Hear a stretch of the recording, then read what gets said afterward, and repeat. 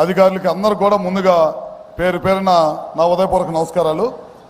ముఖ్యంగా దాదాపు ఇవాళ మన ప్రాంతంలో దాదాపు 22,000 కోట్ల పెట్టుబడితోటి సోలారు విండే కాకుండా బ్యాటరీ స్టోరేజ్ కూడా ఈ ప్రాంతానికి రావడం జరుగుతుంది అన్నమాట.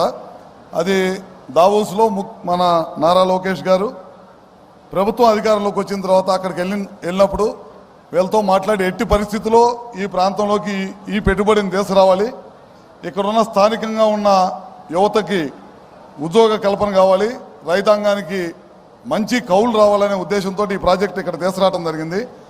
అదేవిధంగా మన ప్రభుత్వం అధికారంలోకి వచ్చిన తర్వాత గాంధీనగర్లో ప్రధానమంత్రి గారి అధ్యక్షన ఒక మీటింగ్ జరిగితే చంద్రబాబు నాయుడు గారు అక్కడికి వెళ్ళినప్పుడు దాదాపు 7-8 మంది రాష్ట్రాలకు సంబంధించిన ముఖ్యమంత్రులు కానీ మిగతా వాళ్ళు కానీ చాలా పెద్ద ఎత్తున అక్కడికి రావడం జరిగింది. ఒక్క చంద్రబాబు నాయుడు గారే అక్కడ నిలబడి పవర్ పాయింట్ ప్రజెంటేషన్ ఇచ్చిన ముఖ్యమంత్రి ఈ దేశంలో ఎవరైనా ఉన్నారంటే అది చంద్రబాబు నాయుడు గారు అని చెప్పడంలో ఏమాత్రం కూడా సందేహం లేదని చెప్తా ఉన్నాను. ఆ రోజు బిగిన అయిన ఈ ప్రయాణం మీ అందరికీ తెలియంది కాదు. మనం రాష్ట్ర విభజన